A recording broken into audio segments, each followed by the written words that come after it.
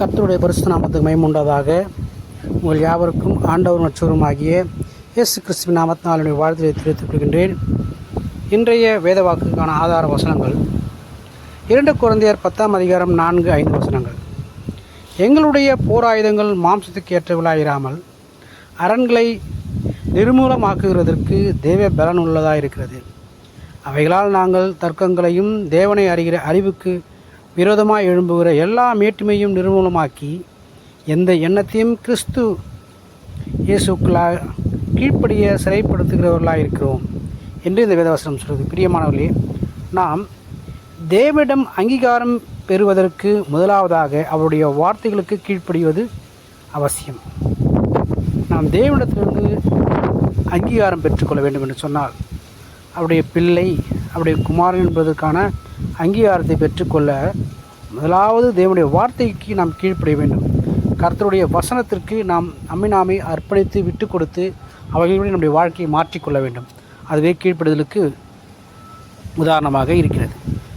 அது மாத்திரமல்ல, அவரிடம் அன்பு கூறுவது, விசுவாசம் வைப்பது, இவை இரண்டுமே தான் அவருடைய வார்த்தைக்கு கீழ்ப்படுவதற்கு ஆதாரமாக இருக்கிறது. நாம் அவரிடத்தில் அன்பு கூறுவதும் அவரிடத்தில் விசுவாசம் வைப்பதுமாக இருக்கிறது. இதற்கு அடுத்து அவர் நம்மிடம் எதிர்பார்ப்பது சகோதரிடமும் உள்ளான அன்பு கூர்ந்து எந்த நேரத்திலும் உதவி செய்து பாடனுபவித்து கூடுமானால் தங்கள் ஜீவனையும் கொடுத்து அவர் வாழ்வில் வழிநடக்கத்தக்கதாக தங்கள் ஜீவனையும் கொடுக்கத்தக்க நாம் ஒப்பு கொடுக்க வேண்டும்.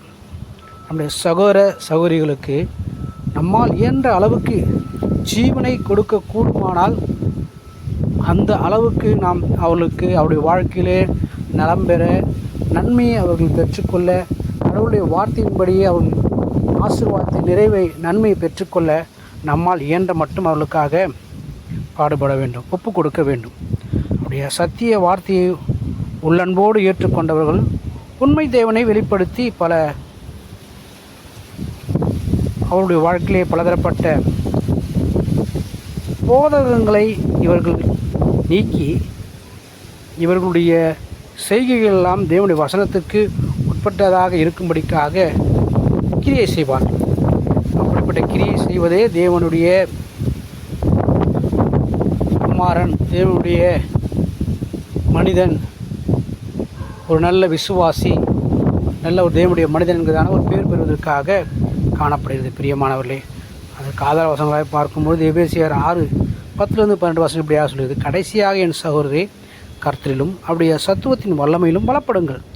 நீங்கள் பிசாசின் தந்திரங்களோடு எதிர்த்து நிற்க திராணி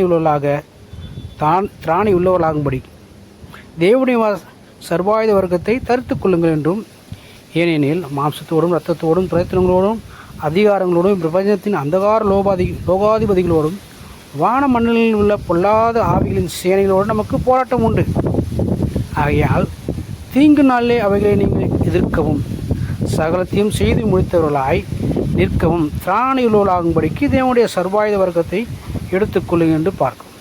சத்தியம் என்னும் கட்சி உங்கள் அறையில் கட்டினவர்களாயும், நீதி என்னும் மார்க்க வசத்தை தருத்தவர்களாயும், சமாதானத்தின் சுவிசேஷத்திற்குரிய ஆயத்தம் என்னும் பாதரட்சிகளை உங்கள் கால்களில் தொடுத்தவர்களாயும், பொல்லாங்கண்ணியையும் அக்னியாஸ்திரங்களை எல்லாம் அவிழ்த்து போடத்தக்கதாக எல்லாவற்றிற்கும் மேலாக விசுவாசம் என்னும் கேடகத்தை பிடித்து கொண்டவர்களாயும் நில்லுங்கள். இரட்சணம் என்னும் தலைச்சிராவையும் தேவ சமாதானமாகிய ஆவியின் பட்டயத்தையும் எடுத்துக்கொள்ளுங்கள். எந்த சமயத்திலும் சகல விதமான வேண்டுதலோடும் விண்ணப்பத்தோடும் ஆவியினால் ஜெபம் பண்ணி அதன் பொருட்டு மிகுந்த மன உறுதியோடும் சகல பரிசுத்தவான்களுக்காக பண்ணும் வேண்டுதலோடும் விழித்து கொண்டிருங்கள் என்று வேதவசனம் சொல்கிறது. பிரியமானவர்களே, அப்படியானால் நாம் அங்கீகாரம் பெற்றவர்களாக, கடவுளுடைய பிள்ளை, விசுவாசி என்கிறதான அங்கீகாரம் பெற்றவர்களாக நாம் வாழ வேண்டும் என்று சொன்னால் நம்மோடு கூட இருக்கிறதான சகோதர சகோதரிகளுக்கு அன்பு பாராட்ட வேண்டும். அவருடைய வாழ்க்கை மேன்மைப்பட, அவர்கள் வாழ்க்கையிலே நலம்படத்தக்கதாக நன்மையை அவர்கள் பெற்றுக்கொள்ள, ரட்சிப்பை அவர்கள் சுதந்திரத்துக்கொள்ள, தேவனுடைய விடுதலை அவர்கள் பெற்றுக்கொள்ள நம்மால் இயன்ற மட்டும் கிரியை செய்ய வேண்டும், உதவி செய்ய வேண்டும், நன்மை செய்ய வேண்டும்.